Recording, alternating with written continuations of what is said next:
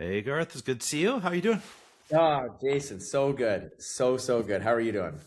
Oh, I'm counting down to the launch of Lasso season 4.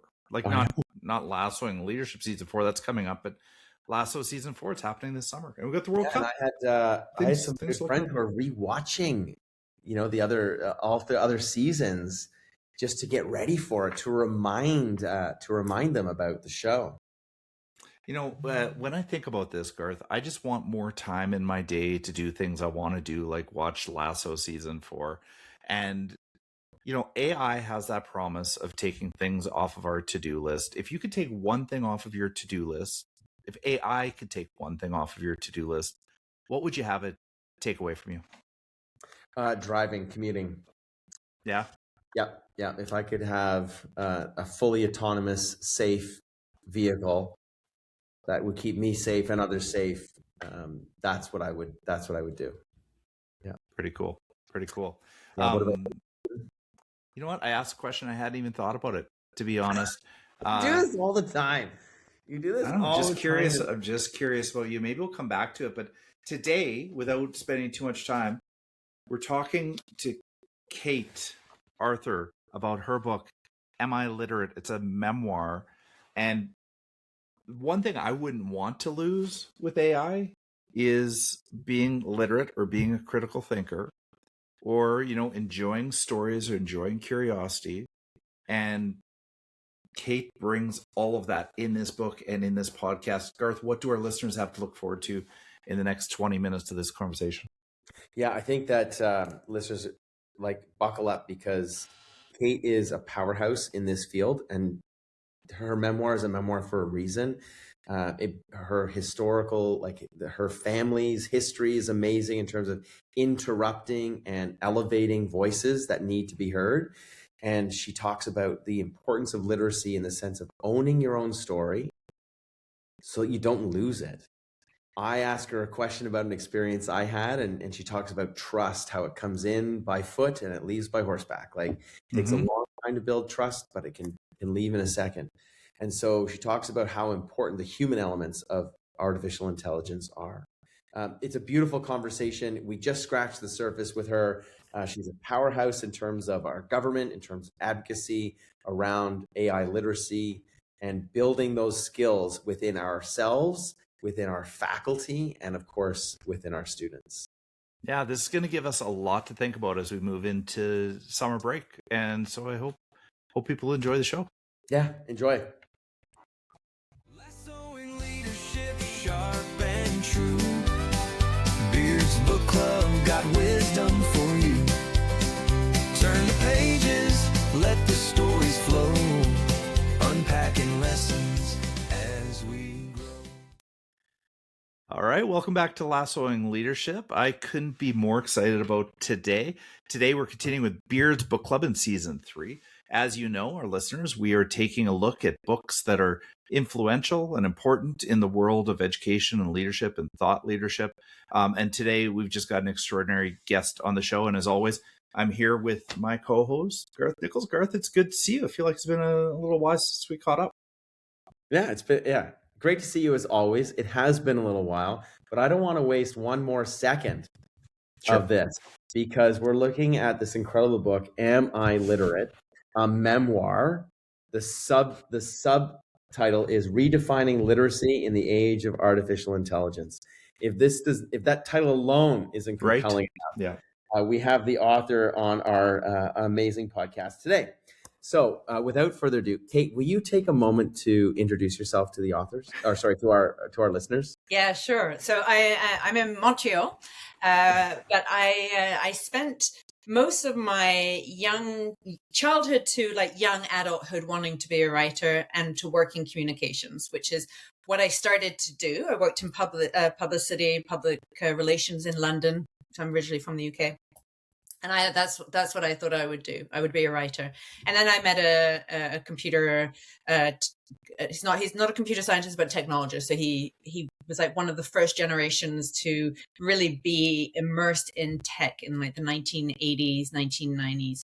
And I realized, I was so privileged with education and with being literate that I actually was no longer literate in the way that I thought literacy was.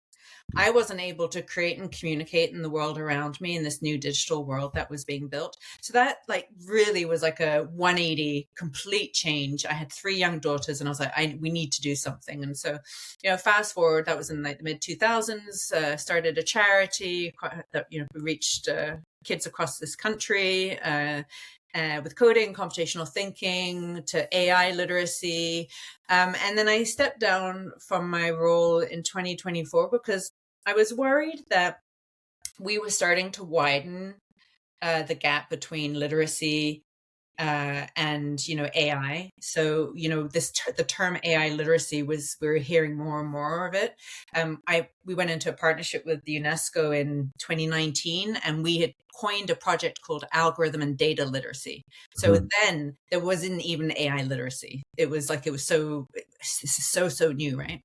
And so I wanted to really anchor us to what is literacy? What does it mean? Why are we using this term? And then how do we not widen these digital divides and these literacy divides, which are already substantial, not just in Canada, but around the world?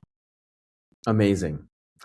You have done so much. And listeners, this book is a real deep dive into Kate's life, like her family history, the incredible women who have, paved the way for you as well, like to give you that inspiration. It's incredibly moving. And it is all the narrative that I picked up. And I always say this, Kate, but, your book brings it to life. The world needs more female leadership, right? And going back into your family history, there's that leadership of, I'm going to interrupt the status quo because I believe this is important. So I have the honor of the first question. So I'm going to quote yourself here. Through literacy, we can interpret the lives of those who came before us, fold them into our own, and strengthen our roots. So I want to hold that quotation. And then I also, in the other hand, I want to, another quote from your book on page 49, you're talking about Sir Ken Robinson. And he says that education should not only transfer knowledge, but also inspire students to think critically and creatively. It should empower them to understand the world around them, discover their talents, enabling them to become fulfilled individuals and compassionate citizens. So, Kate, I guess my question is the big one here. Why did you feel that this was something we needed to pay attention to? Why did you feel this was the book to write right now? Well, I think you said it off the bat about the women in my life and the stories that I have. I am fortunate to be able to anchor to stories that have made me really strong and that have given me the courage to do the things that I've done. So, from my grandmother to my mother to, going back, I know it's possible to do. And I wanted to write the book. I've got a generation, behind my kids and my nieces and nephews and that, but I wanted people to realize that when they can own their own story, they will strengthen their own roots and it will give them the confidence to move forward. And in a world where artificial intelligence is disrupting so much of that, and it is diluting our stories, it is stealing our stories, that knowing how to tell our own story is so important to give us the confidence to to move through this world. I know it did for me, and I seen it with my girls, and I wanted to make sure that we're not losing that ability as we enter into this AI craziness. Kate, I had the honor of seeing a presentation you gave at the Mental Health Summit here in Banff last month, and I was moved throughout. Your ability to tell stories and make sense of literacy, AI, and the world through your stories was palpable. I mean, I've taken more pictures of your presentation and sent them to all my friends than I've ever done in a presentation. And if we could just frame up this conversation around literacy and AI with one of the stories you told to set up the presentation that you did in Banff, and it was about, I hope I pronounce it right, but kipu knots? Yeah, that's it. I'd love for you to share just a bit of that and how that relates to literacy and how it relates to AI in the way you're talking about it. So it builds on that conversation. My great uncle, William Burns Glynn, he settled in Peru and married an indigenous woman there and learned the Quechua language. And he's a mathematician, a polyglot, so spoke seven languages. He was a textile engineer, and he was a cryptographer. So he had this like unique mix of skills. And when he got into the Inca ruins, and then many of them scattered around Peru, he thought there's no way that this empire could not have been literate. And it was, considered that they didn't have literacy skills. So he dedicated his life to decoding the kipu knots. And traditionally they were thought to be accounting systems. His work, and then the many different theories, but his theory, and he cracked his theory using math, that the mathematical structure of the knots in the quipus are actually telling stories. And so what the empire had as their form of communication and their way of managing information and documenting information and communicating, which is what literacy is, was in these kipu knots. And they had the chaskis, who were the young physical men who would run vast distances across the empire to deliver these kipu knots to the kipu kamayoks, who were the data scientists of our time. So they were able to code and decode. So when you look at literacy, and the kipu knots as an example, we have the materials, tools, we have the channels, the networks, and then we have the skills. And it's relevant to reading and writing, it's relevant to the kipus, it's relevant to the Egyptian hieroglyphics. It's a similar structure. So I wanted to take that, which I grew up, and I was fortunate to be able to spend that time with my uncle and I'm nowhere near the mathematician that he is. I didn't understand half of the stuff he was saying, but he was so convinced. And so that's sort of, I was able to see a pattern early on from that to my journey. Mm-hmm. Yeah, amazing. And it's that idea that you had mentioned earlier, you have to own our own story. And this idea of I love the term polyglot anyway, but how do we make sure that our students are well situated with the skills? So I want to kind of turn the conversation, because this is a memoir, but it's also a little bit of a toolkit towards the end. And the book builds beautifully into this. And you write about foundational skills. So obviously reading and writing. So numeracy, computing literacy, all of these, all of these things are really important. And you write, without these foundational skills, people will be left behind in both the physical and digital worlds. Their data will be excluded from AI training models, causing their stories to be forgotten. And as the demand for AI literacy grows, the literacy gap will continue to widen. And I think that concept of a literacy gap is really important because of this arrival technology. And I think in your book, your memoir, the toolkit you create, you then outline all of these different pieces. So talk to us a little bit about why, what is in your toolkit, and if you were speaking to educators, what's maybe one or two messages around the toolkit that you would give them? Mm-hmm. So I mentioned earlier that we can't allow for the literacy gap to widen. Yeah. We have a digital world because we know how to read, write, and understand numbers. So they are foundational. That's what coding is. Coding has been lines of code that have been created by human beings. We have compilers and technology that translate that so that a machine understands. But we essentially have built the digital world using those foundational literacies. AI is a math code, and it uses our data. So, multimodal data, different types of data, including numbers and words, and now images. And, we can even see this full circle going back to the, hieroglyphics and the, old, the ways before literacy as we know it, of ways of decoding and coding information. So it's almost like a full circle in some ways. But the kit starts with that. And then, and then we go into sort of a tree, right? If you want to become a computer scientist, if you're using AI, there are different skills. So there is the skill if you're going down the road of being an AI researcher. That's not the only area, actually, I would say the only area I'm concerned about there is the gender gap. So we have a large gender gap in those who are building AI systems. It's about 30% in Canada. And if you look at the G7 statements over the last decade, at least, it said that they want to address this gender gap, and it hasn't moved.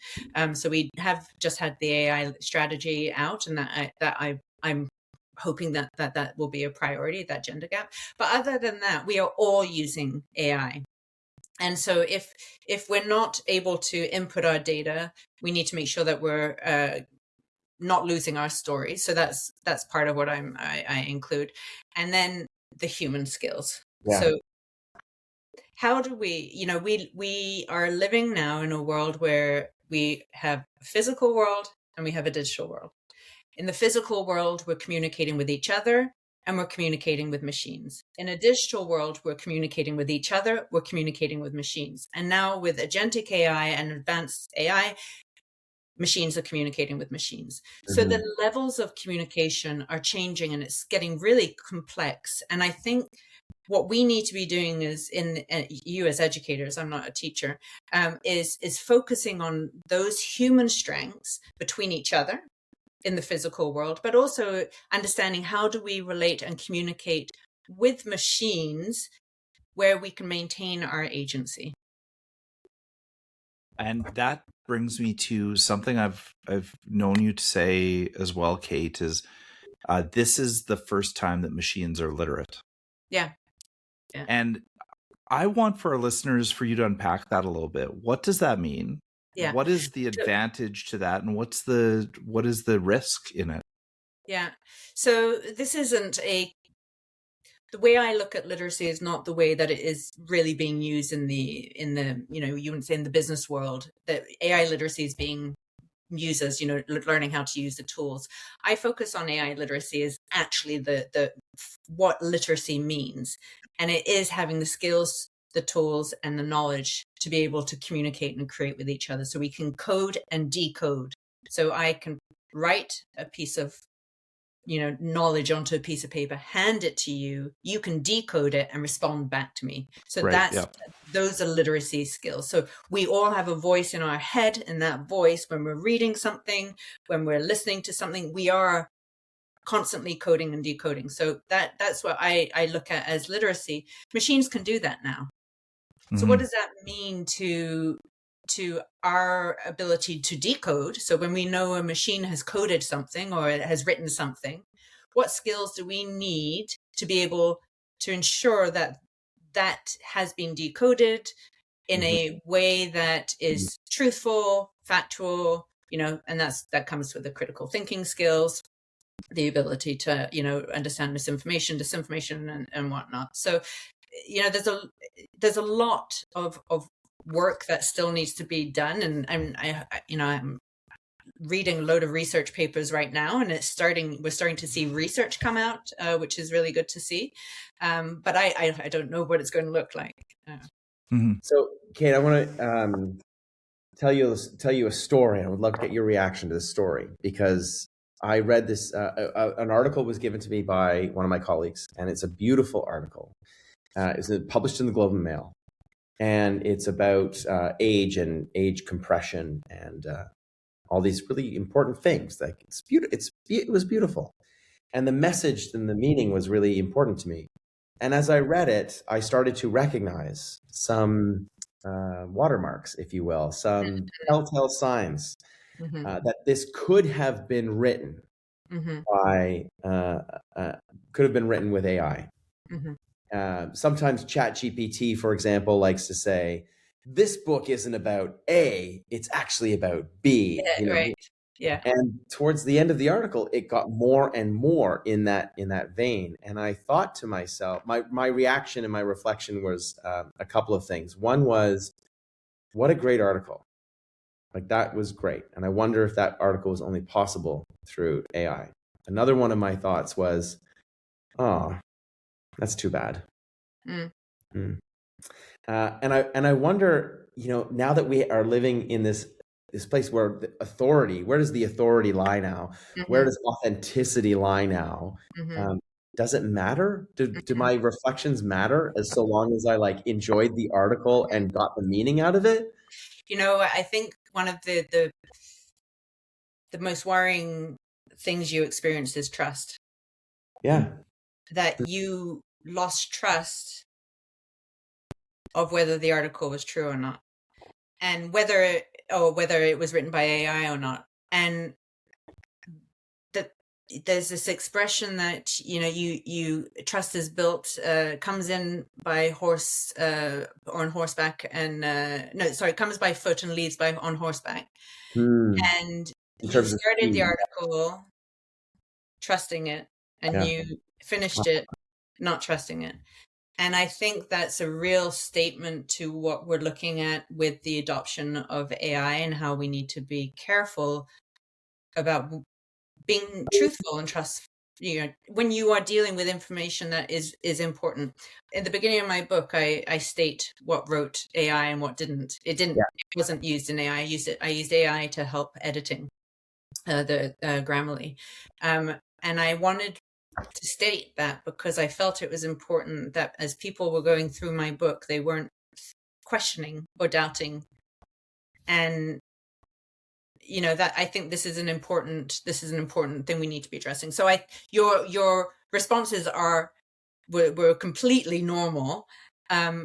So my worry would be the trust, and then also we are diluting our stories, right? We're diluting our voice.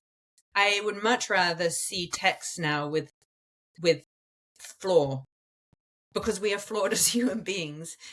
It's fine if it's your policy statement on your website, but when you are expressing an opinion or a statement or coming to that place of authority, that should come from you. And I wouldn't be able to be here talking to you if I didn't write my book. If AI wrote it, you'd be talking to a bot. So there's no depth to what comes of that. And that's the space of an artist where I think about a lot. I studied English literature in my first degree, and we spent most of our time talking about the authors and the history and the time and why and how, not the words on the page, And so, each word it seeps with story, and I don't want us to lose that. Yeah. I love how you frame that. And also it's just the notion of speed, and that it takes a long time to build trust, and it takes a second to lose it, and that impacts how I guess it impacts the depth of the impact that article had on me. Yeah. Did you share it with anybody? I did. I did, but I shared it with those cautions. Okay. Interesting. Yeah. Sorry, Jason. Go ahead. No, I think building off of this notion of trust, Kate, you and I first met at the Mental Health Summit. And at first I saw the title of your presentation, and I thought it was a kind of a curious and interesting invitation to the Mental Health Summit. As you think about artificial intelligence, literacy, your body of work, how does this relate to mental health of students and society and otherwise? And how are you seeing that these days? I am concerned, to be honest, and I was invited because of the brilliant Gina, who has we've done stuff with her in the past with coding and whatnot. She's seen the connection to expression through coding and computational thinking, and but there's one of we have two projects that I'm working on now. One, the bigger one in Europe, is around the mental health, and I worry on all sorts, as we all do, right? As parents, as educators, as citizens. I think, guardrails need to be put in place, legislation around how these tools are built. I can only, that's not really in my power. On Sunday, I wrote a letter to the government, and I sent it to all the ministers. That's in my power. I can do that. And it releases okay, I've done what I can in my power. But I do think in the mental health, we need to be researching it. And as adults, in particular for the young people, we need to be protecting them. based on what the research is showing, and not just quick, slap. Not that that's what's happening, but quick responses that may not be the solutions. And I think, like, go ahead, Garth. But I think, no, I'm going to go because I have a question that I need to. Kate, the question I follow up with is: you're giving advice to a school leader for their work around AI, and we're all in flux. Garth and I are on calls all the time where it's school leaders sitting around saying, "How are we going to take this on?" And there's so much to focus on. Everything is changing every day, and we can easily get pulled down a rabbit hole. X, Y, and Z. We could go on for the next half an hour about all of the rabbit holes that are there. You're talking to one of these school leaders and you just simply say, hey, listen, you need to focus on this with relation to literacy and AI. What's the pep talk you're going to provide to that school leader to set them off in the right direction? So they have two jobs. One is to put in the policies, which is what tools, how to use these tools. So you need to have the framework and the principles and policies. Yeah, that's using the tool. The big one and the hard one, from my point of view, is the teachers. They need all of the support and encouragement, and they are doing the heavy lifting, and they are the protectors of our kids, and when they're in the school, they are the educators. Their jobs are changing quite drastically, not just because of the tool, but because of the students, and knowledge itself is changing. So those are the two that I would start with. For one is you get a policy in place and make sure it's doing its job, but the main focus, and research shows you gotta look after the teachers. And that is just like a beautiful place to wrap up, Kate, because you're acknowledging how significant, like how important this is. And you come from a background of education, right? You come from this importance of study. And I just want to end with and you feel free to elaborate on this, but you end the book, the last 3 paragraphs of the book are under the subtitle of Open Curiosity. Open curiosity is like walking the winding streets of a new city without a map. There's a sense of uncertainty, but also a sense of purpose. This openness to exploration and discovery invites deeper connections with nature, with ourselves, with others, and now with machines, helping us build the confidence needed to navigate the unknown.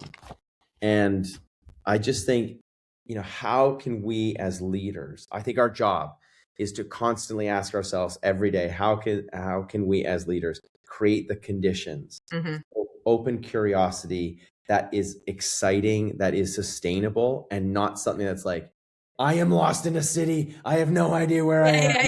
That can raise a lot of anxiety. So I want to thank you so much for this wonderful memoir. Thank you for sharing so much of yourself in this book. And then drawing on that wisdom today too. Yeah, thank you. It's an absolute pleasure being here with you both. Yeah, so Kate, as we wrap up, people will be wondering where we can find your work, what's next. Why don't you let our listeners in on where we can find you? Yeah, so I have a website with my book and my writing. I'm on Substack a lot. I have the great pleasure of lecturing at McGill University and working with bunch of European partners on policy and government rate legislation, and then also helping make sure that we're not widening all these gaps. So so fortunate to be able to share my work with you all and navigate this all together, because it's not easy and we can't do it alone. Yeah. Kate, you are a powerhouse. We feel really honored that you've come on the podcast, but also to raise awareness of the great and incredible work you have done in the past. You talked about your not-for-profit, where that's grown, and now the work that you're trying to do, and just going back to your original message, we can be very purposeful and intentional, interrupting this conversation. So thank you so much. 1,000% we can. Amazing. Kate, now are you able to take us home as we close up the podcast? Keep leading the lasso way. Thanks, Kate. Okay. Love it. Thank you, Kate. Thank you so much. Thanks, listeners. Thanks as always, Jason. Of course.